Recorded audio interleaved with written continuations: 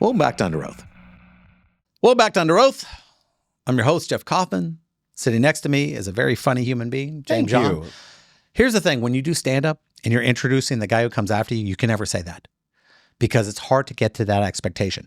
I have the funniest guy ever, James John. I have seen that go back. Can I tell you about it? I know. Good friend of mine, man. Shout him out, man. Great guy. John Charles. I was hosting a show, 440 people, packed. Beautiful venue, Universal Studios property. His parents are there to see him. He goes, James, need you to do me a huge favor, brother. I need you to give me the biggest, baddest intro you've ever given a person because I want to do well tonight. So I go up there. I'm basically like, you have seen this man in the Old and New Testament. You've seen this man perform open heart surgery blindfolded. The amazing, the incomparable, the funniest person on the planet. Give it up for John Charles. And he's pumped up. He goes out there and he bombs for 30 minutes straight. You can't do that. His parents disowned him. Oh. Yeah, they no longer speak to him. See, if you don't do comedy, you don't get it. Yeah. You can't set the bar too high. No. There's a difference between going, James John. That's great. That's great. Okay? But That's if you awesome. go, but here's the thing. If I don't like you or you've done something to me, all right, I'm not going to say who it was. Oh, no. All right. I was asked, I was interviewing a very great comedian. Yeah. And the comedian said, hey, Jeff, I want you to guest. I want you to host for me for the whole weekend. And I'm like, that's really cool. Well, his feature, that's the guy who goes on before him, didn't like me. For no reason. No reason. Gotcha. Just badmouthed me, did something. And the main guy goes, Jeff, can I talk to you the next morning? I'm going, yeah, sure. And he goes, oh, Jeff, I know you're probably new to comedy. I don't go, dude, I headlined here 2 weeks ago. Yeah. But I couldn't say that to him. And the headliner, he says, dance, you dance. And he goes, he's trying to tell me these things. He goes, Jeff, I know the set wasn't that good for you. I'm like, what the hell's he talking about? Yeah, I had a great set. And then I realized what happened. His buddy did me in. Yeah. So I said, all right, I get 5 minutes. So I'm going to do my best 5 minutes that I've ever had. Give them pure fire. I'm going to give them the ridiculous bit that I save at the end of all my shows. Correct. And I'm going to do that as my 5 minutes. And I killed it. And the people are going nuts. And then I said, and the funniest guy you'll ever meet, he'll have you in stitches from the first word, blah, blah, blah, blah. You give him the intro. You give him the hype. This dude bombed for 30 minutes. And as I walked up, the headliner who had talked to me before, like, smiled at me and goes, I get it. Okay, yeah. I get now it. I get what happened. Now I get what happened. There you go. And he kind of like gave me the face like, wow, this is going to be fun to watch. Because he knew that I had just basically cut this guy's testicles off. Absolutely. And it was so much fun. It felt good. Well, you know why? We're all doing a job. Yes. And I've never been mean to anybody, but I've had these dumbasses who do dumb things. Yeah. And if you're a stand-up, oh, I'm edgy. Either your routine comes from inside or it doesn't. So when you try to go, well, I'm going to be edgy. No, either it's your joke or it's not your joke. Got it. And if you can't sell that joke, like I had a bad joke this weekend that dealt with the elderly, and it was a bad one. You said it? No. Okay. Good. All right, I was going to. You wanted to. It was a bad joke. I mean, it was horrible because I was going, these guys at the Villages, they do naked twister, but they don't use the boards. They just stand on each other's melanoma. Oh. And I was like, What? And right before I told the joke, I looked out at my audience. I said, these people are going to kill me. Yeah. And I thought about it. And people go, well, Jeff, you should have told the joke. Just because I wrote it doesn't mean I have to tell it. And I have to have a feeling whether I think it's going to go down. And I shouldn't just tell a joke because it's offensive or I think it's edgy. Every joke I have should be meant to elicit a feeling in that audience. Yes. I'm performing. And not a bad feeling either. I don't understand it. We're comics. We're supposed to make that audience laugh and enjoy it. A baker doesn't make offensive bread to make you go, that tasted horrible. Ha ha! Like I don't get it. As comedians, we want to make the audience mad. Melissa heard me do something the other day. I was dying watching this TikTok. Okay. And it's impossible for me to lose my mind with the TikTok. Okay. But this lady was sitting in the front seat and her boyfriend was next to her and she broke out the fart spray. Oh. And she doubled down because she had her underwear and it had like... wait. It was like toxed. And I don't know whether she did pudding or something. But she goes, oh my God, honey. And he goes, what? He goes... And he starts losing his mind. And she takes the underwear off and like sticks it. That's not. No. And he is completely lost his mind. He pulls over.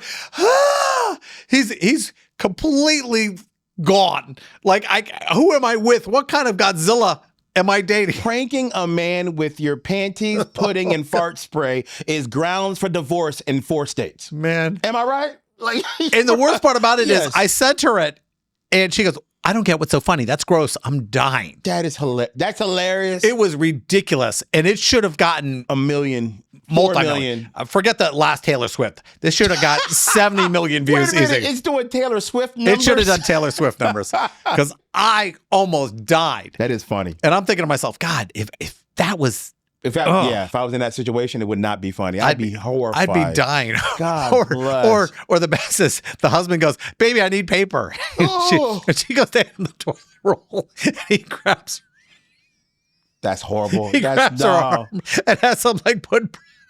Oh. Jeez. Oh, that's so nasty. I don't know why that is just brutally funny to me, but I'm dying. It was the best. He goes, and she's like, And it's there's a special place in hell for people like that.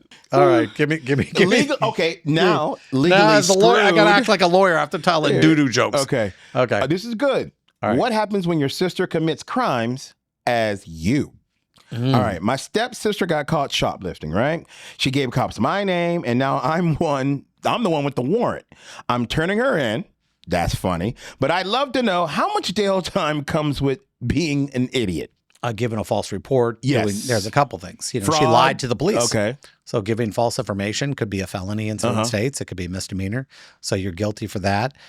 Lying to a police officer could be another issue. Resisting arrest, they could say it's resisting because you gave a false information. I got to tell you, first off, kick your mother in the mouth. Oh, wow. Yeah, because she wow. gave you a name that could be a girl or a boy. Yeah. And that's on her. Yeah. That's on your parents. Yeah. Like, what name could you give? What's your name, ma'am? Bruce? No. David? No. It was something like Blaine or Blair. But a Jamie or Kelly can be. A Jamie, too. Yeah. Yeah. Oh, Jamie? No. Yeah. And when you steal something, they ask you for ID. They do. Yeah. I'm calling BS on this one. Okay. I don't believe the question. Because they would have had to get ID. Cops you can't just give random names. It'd be like, Jim Carrey. No, you can't.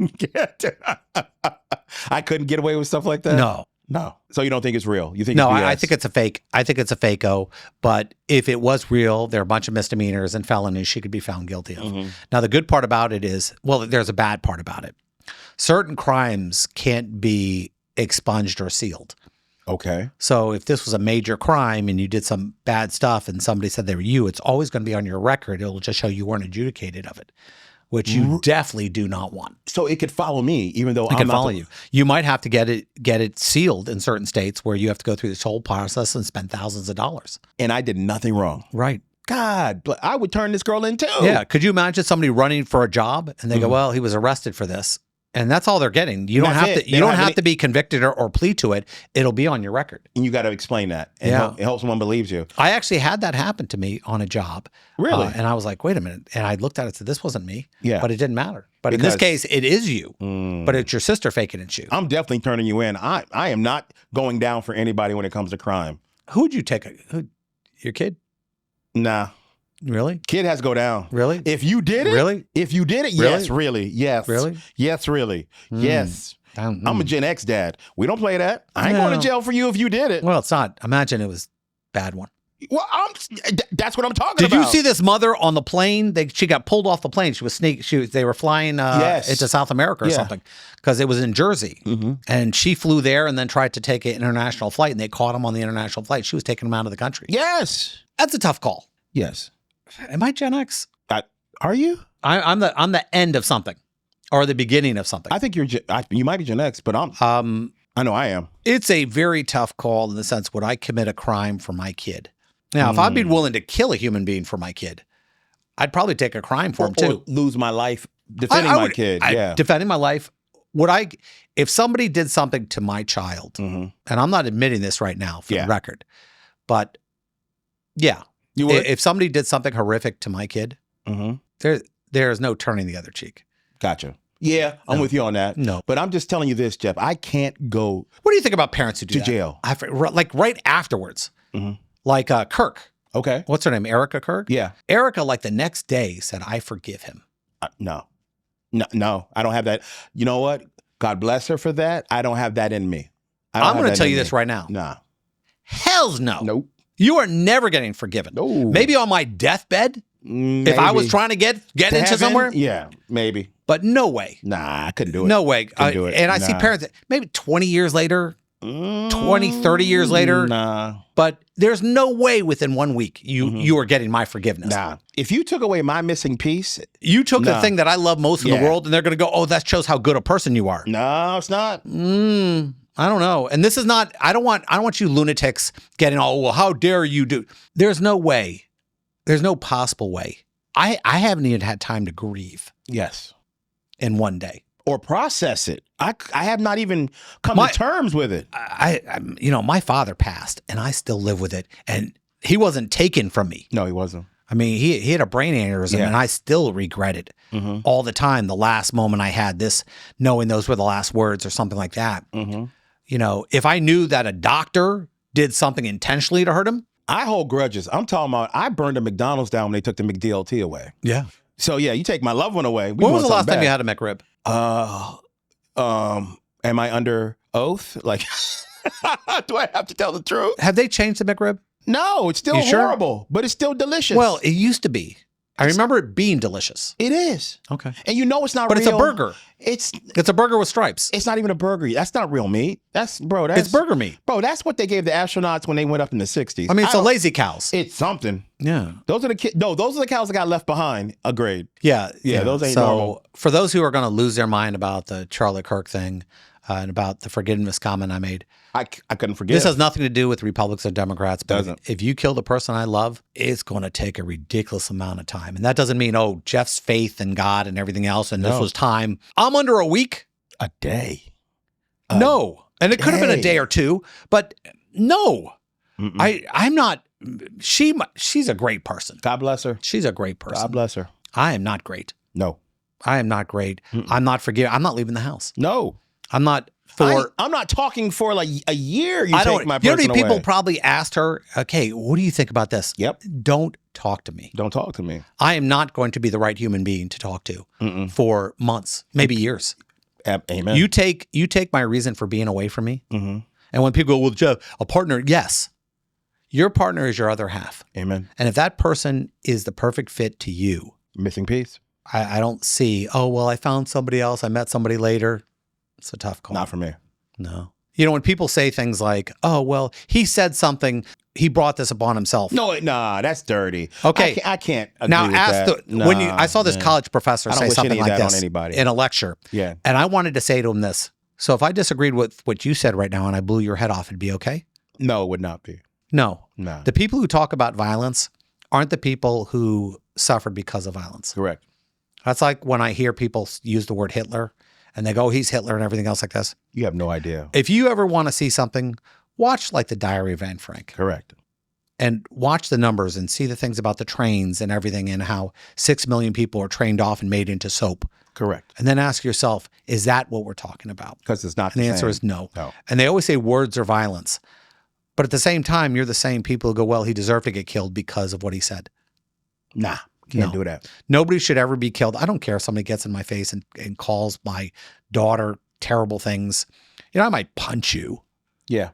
But I don't wish death upon you. I would never cut your head off or stab you in the heart or some crazy crap like that. If you're that, you're mentally imbalanced, and I don't think you'll ever be right. No, I don't either. I think anybody who kills somebody in a way like that obviously has something broken in them, and there's no fixing that. Correct. Sitting across from me is Craig Lind with a dind. With a dind. Kaufman, Kaufman, Linda, Lynd. How did you fit 2 syllables in 4 letters?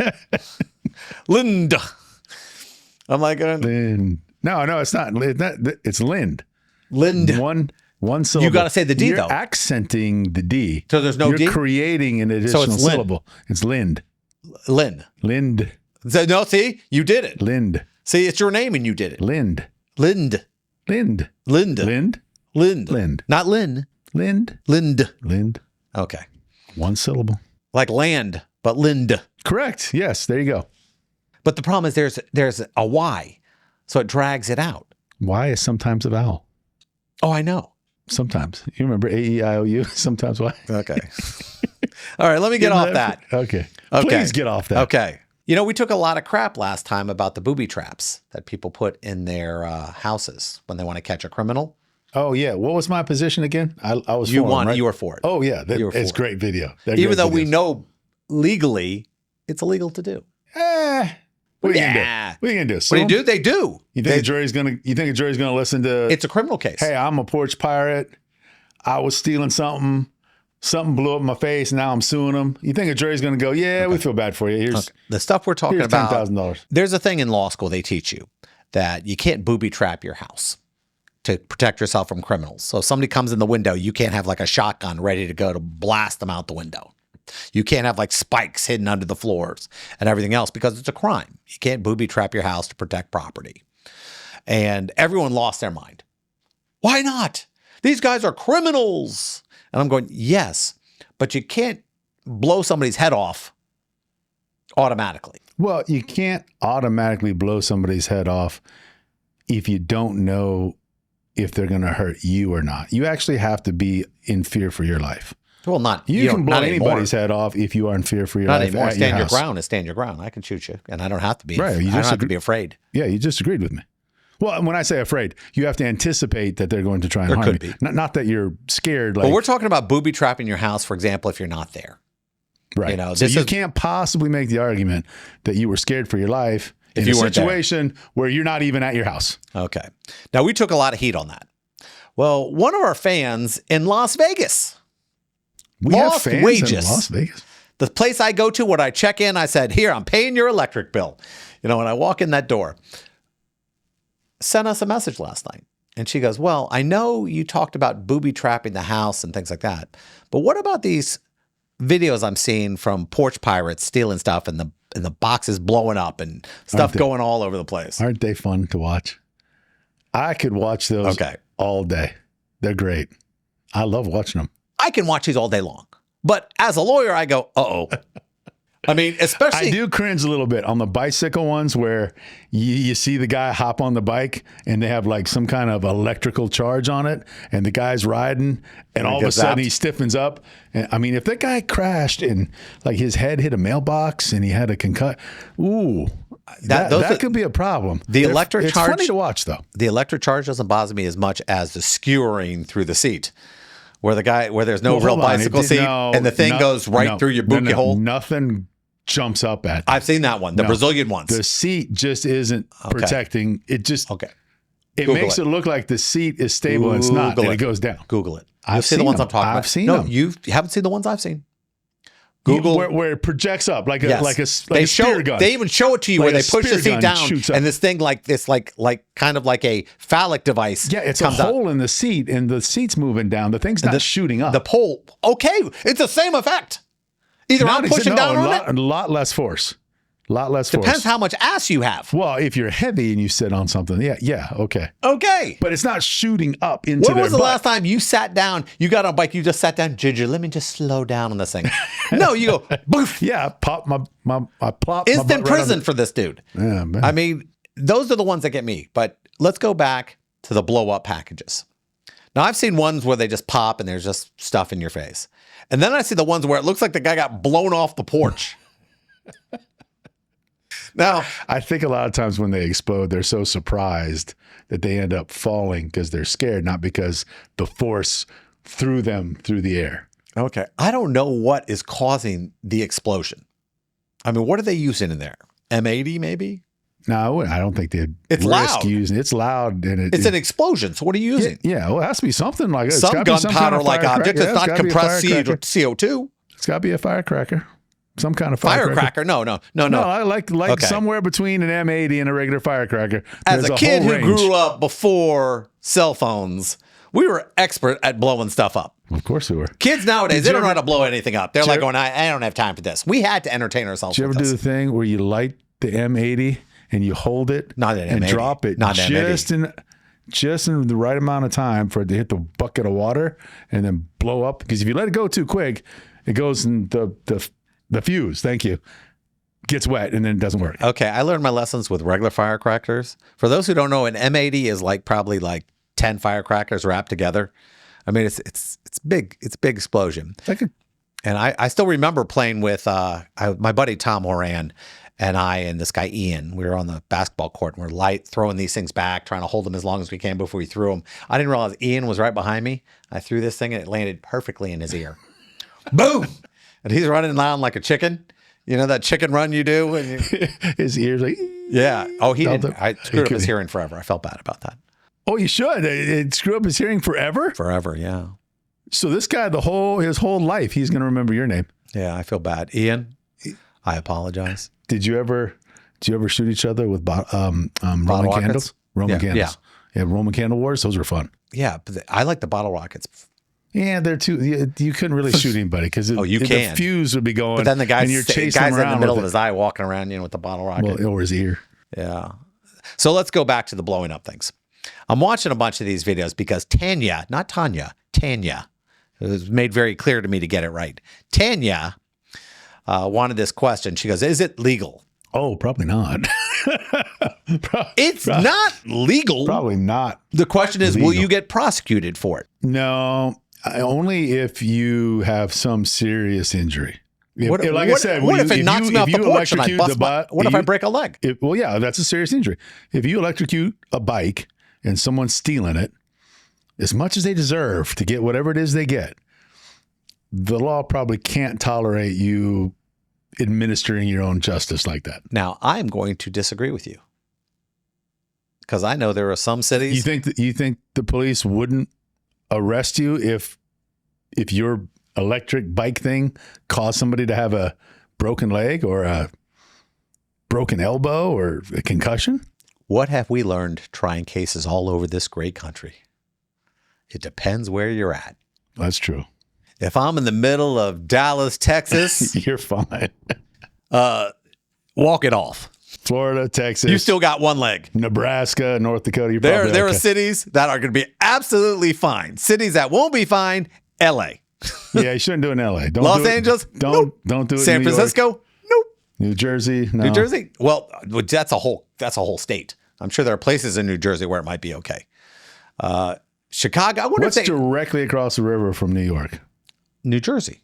No, I know that. What city is the closest one? What is that? That's a good question. I don't know. What is that city called? That city, right? That you can look and see. You can look and see New York. Did he says the Sopranos? Now what is wrong with our world? I've never actually been to Jersey. It's one of the only states I've never been to. Been all over New York. I ran the New York Marathon. Yeah. I started on Staten You don't know Island. the name of the city that's in New Jersey that you look across the river and see New York? Why would I care? Well, your geography. Nobody cares about Jersey. That's why they say it that way. Jersey. Jersey. The whole state. The whole state. That's like when people go BF Cleveland or something. They don't care. BF New Jersey. BF New Jersey. There are a lot of people in Jersey going to be mad at me. But then again, I'm not licensed there, so you don't have to worry about getting hired. But yeah, the issue is always going to be this. What damage was caused by it? Now, if I take this thing and put it in my car, and I've seen them go off in the car, where they kill the car. Yeah. Oh, yeah. Okay. Blue diver. So if you're not going to get sued in civil court, probably. You might be. Yeah, of course you would be. It'd be easier to catch in civil than criminal.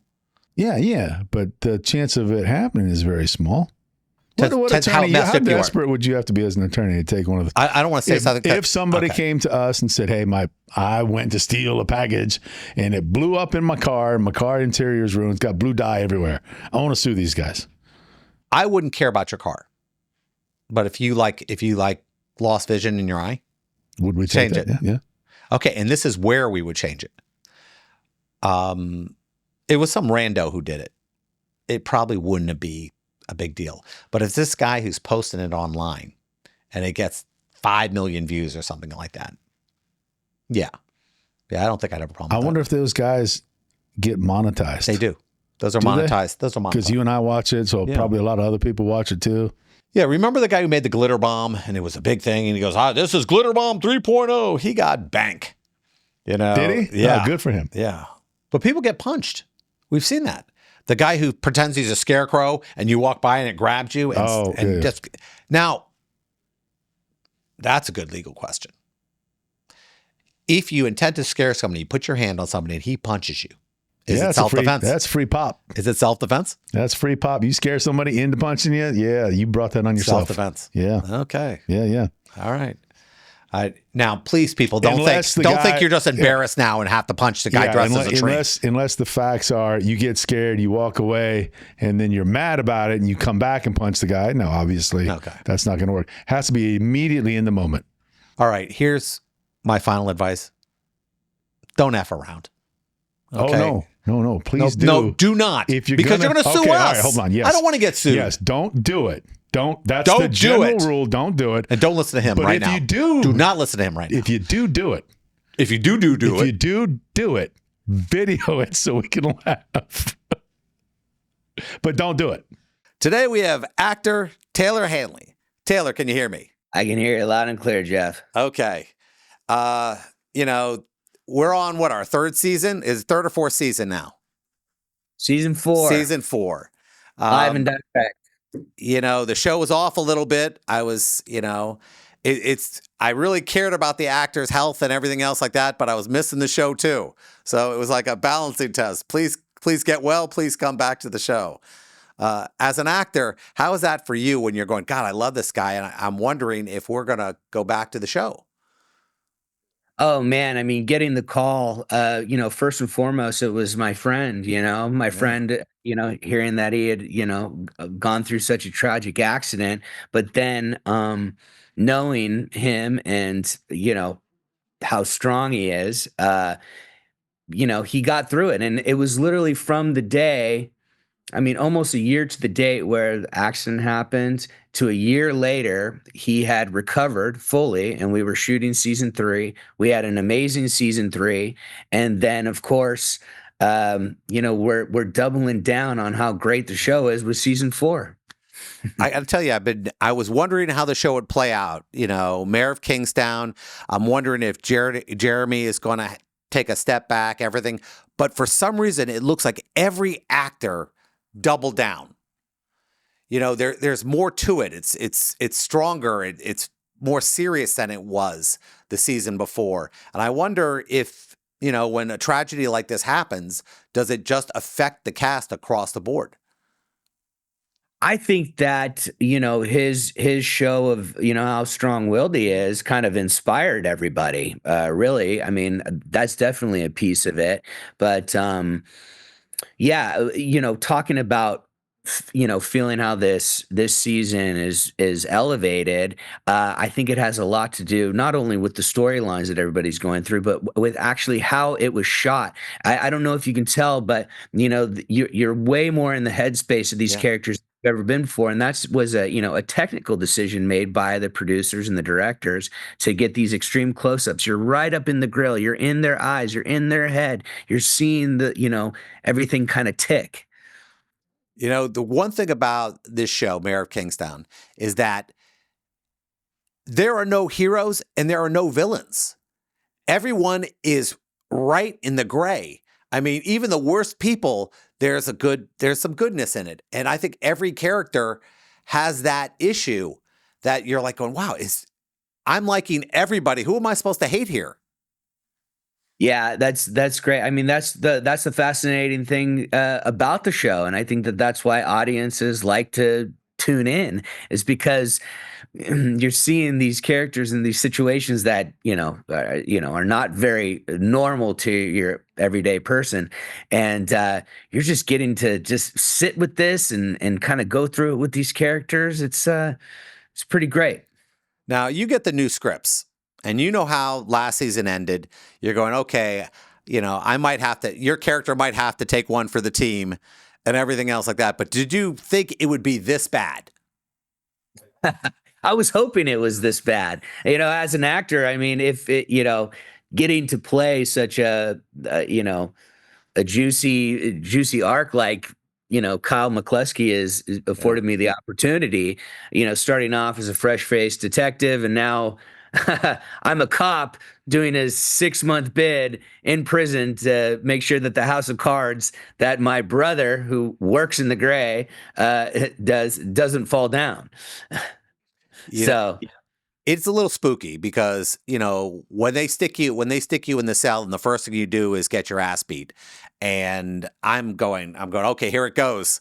Whatever safety net he has, how bad are they going to send you down this rabbit hole?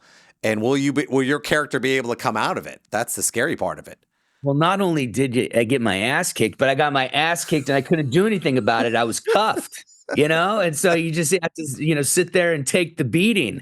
And I'll tell you, I was talking with another show, and they said, and I know that they had tested, the character of Kyle McCluskey, through the years with audiences, and everybody really empathizes with Kyle because he's kind of if there were a good person in Kingstown, he's probably the guy that even Mike says it, you're the last good thing in this town. So people really empathize with him and his wife and his baby. And, so they tested it and they really empathized. So this season, I'm like continuously getting the crap kicked out of me. So to keep the audiences at the edge of their seats. I the first time I saw that scene, I had done somebody asked me to do professional wrestling to guest referee. And one of the young ladies said, "Can you take a hit?"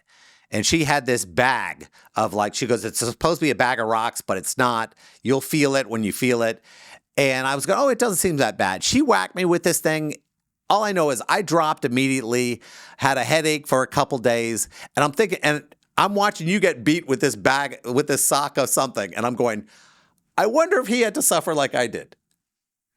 I have some pictures, where I'll have some bruises at the end of the day. I'll send them to my wife. I'm like, yeah, it was a great day today. That's what happens. I mean, it's not just on Kingstown. It's happened throughout my career. That's what happens when you do action. You just kind of get bumps and bruises along the way. I love how people say they want to do their own stunts until they've been doing it a long time. Then they're like, we're good. Yeah. You got now you have to do fight scenes with actual stuntmen sometimes. And these guys can take a hit. I mean, have you ever dealt with a guy who goes, "Do me a favor, just hit me. It'll look more real." Oh yeah, I don't like to play that game. No.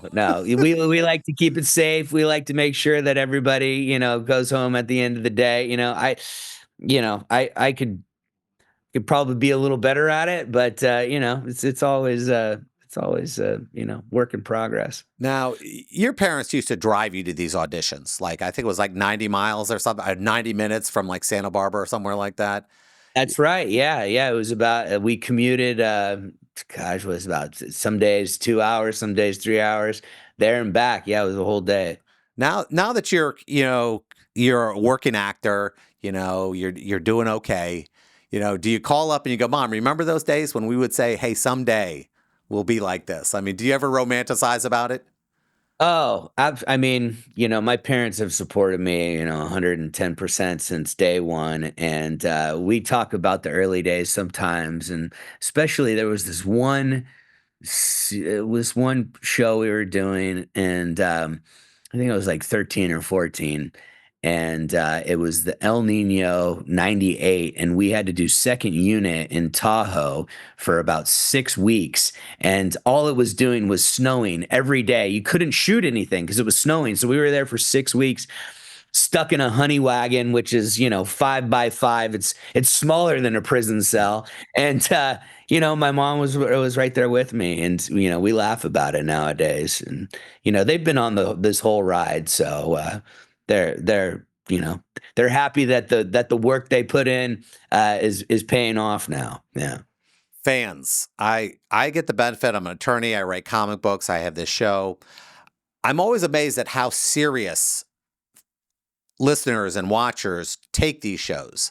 And I'm sure people confront you all the time and go, and they're panicked about how they want to talk about it. And every once in a while, you want to go, "Hey, listen, I thank you for watching the show, but it's a show, right? It's a show." It's so funny. I mean, I'm the same way. I watch a show, and then when I meet that person, I go, "Oh man, I just finished doing an arc on another show, and I'm a fan of their show, and I watched it, and I walk on set, and it's like, man, I've been watching your guys' show, and now I'm here. I feel like I know you, but I have no idea, but you have no idea who I am. So I kind of get that. You know, I will say that, the people who take it a little serious, and there was a show I did, 20 something years ago where my character kind of, gets in the middle of this love triangle, and he's, kind of a pain in the butt for all the characters. People took that real seriously.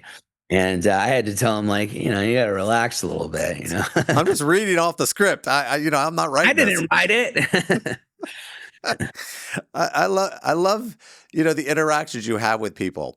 And, now you have this, let's call it a celebrity status. I know that's difficult, but, when you're confronted on the street by people, who is the person that you get misrecognized as, where they think you're this actor and they don't realize who you actually are? Well, it doesn't happen very much, I have to tell you. I mean, when people do come up to me, they specifically know who I am. Although I think one guy said, I forget what he said. One guy, he was this big dude. He was from Hawaii. He played on like a college team, and he recognized me as somebody else. I can't remember. Long story, whatever. Listen, I just dealt with the Duck Dynasty guys. They thought I was Dan Aykroyd. I was like, all right, we're good. Oh, yeah. I just think it's funny in the long run, but I do love being able to talk to people when they get excited about it and share it with them. I mean, did you find that early in your career you couldn't wait to talk about what you were working on in comparison to now, where you're going, yeah, okay, just nod? Oh, well, anybody who, wants to engage in a conversation about it, I'm happy to, talk with them about it. It's, it's my life. It's what I love to do. And if they're interested, I'm more than happy to talk about it with them. Absolutely. But some people, a lot of people, they go, "Oh, what do you do?" And I go, "Oh, I'm an actor." And they go, "Oh, okay. That's cool. Like, what have I seen you in?" And I'm like, well, do you watch TV?" And they go, "Not really." Then I say, "Then you probably haven't seen me in anything." Nothing. I mean, it's a funny thing to be able to do stuff like that. But what I always love to talk about to actors like you is those cool moments, those cool opportunities you've had. Some people get to go to the White House. Some people get to hang out, go to the Super Bowl. What do you think the coolest thing you've been able to do because of the work you've done in film and television? Um, let's see. Well, I know that I just got an invitation to go compete in a celebrity horse cutting competition that Taylor Sheridan and his wife Nicole Sheridan put on in Fort Worth. So I signed up for that in April. So I'll get to go out to Texas and go ride and learn something I've always wanted to learn. So you get these like that where you get to go and learn new things. And I'd say something else is actually this last season when we were filming in Pittsburgh, we got to go to a lot of, baseball games kind of, at the beginning of the season, and some concerts, and it's just a lot of fun. Yeah. And that's the cool thing. Every once in a while you get to do something and you're going, oh man, I'm so blessed sometimes. Are there any days, you've been wanting to be a working actor your whole career, and you're like, oh, now I'm doing this and everything else. But it's scary too, because you're always trying to wonder what the next job's going to be. And when you have to choose what to do when you're not working on Kingstown, I mean, are you very careful about that, or are you just going, hey, listen, I want to be working? I take any fears that I have and I trade them in for faith when that pops up. That's what I have to do. I try to not take everything so seriously. Also, this is a wonderful career. There was time, I've had to kind of, switch my mindset about this career, a couple years ago before I got Kingstown, because it was kind of ruling my existence. And now I'm having kind of, rebuilt my mindset about the business and, where my priorities lie. I'm just grateful for whatever is happening, whenever it's happening, and yeah, just prioritizing family and just a good work-life balance. I talk to a lot of actors all the time, and some of them go, I want to be a producer. I have this play I want to do. I want to be on Broadway. You've been very fortunate in your career. Is there an area in entertainment where you're going, but I would also like a shot to do this? Yeah, I think that exploring all aspects of the business. There was a time when I was thinking about getting out of the business and finding a new trade, and this, project Kingstown, kind of resurrected my love for acting, my love for the business, everything. And so now I've kind of realized that I have, again, 25 plus years in here, that I can grow any which way that I choose in this business. In fact, I actually did. I wrote and directed a short that went to a bunch of different, wrote, directed, produced, starred in a short that went to a bunch of different film festivals this last couple of years. And I think that there's a lot of room to grow in that direction. I love that. And what you just said a second ago when you said, I didn't know if I would have to go in another direction. If I didn't get Kingstown, what would I have done? I talked to a lot of actors, and my daughter, she's killing herself to be one now. And I always like to talk to actors like you, especially when you mention things like that. What gets you to the next day when you're not working? Um, mindset practices. That's what I've had to, again, I mean, it is so important to keep the faith, to keep your mind right, to not be discouraged, to not let the rejections get to you, because at the end of the day, it's not personal. It's a business decision when not, handpicked for a role. And to believe and to put one foot in front of the other, and know that at some point around the bend, if you keep doing the work and you keep the faith and you keep showing up on time, knowing your lines and being nice to everybody, that it's going to pay off. Well, I got to tell you, I just finished episode 3. I think episode 4 just came out. It's on Paramount, right? Paramount Plus. Okay, so if anybody wants to see it, it's a great show. The characters are amazing, and I look forward to season 5, 6, 7, 8, 9, and let's just keep moving on. From your mouth to God's ears, my friend. Thank you, Taylor. Thank you. Well, that wraps up today's show. I'm attorney Jeff Kaufman. Thanks for joining us.